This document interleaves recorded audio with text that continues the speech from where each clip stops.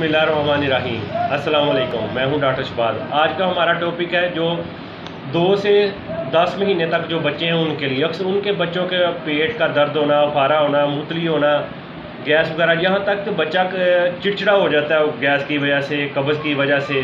तो उनके लिए जो मैं ड्राप बता रहा हूँ वो दिन में 3 बार 5-5 कतरे दें। कोलीरेक्स इसका नाम है।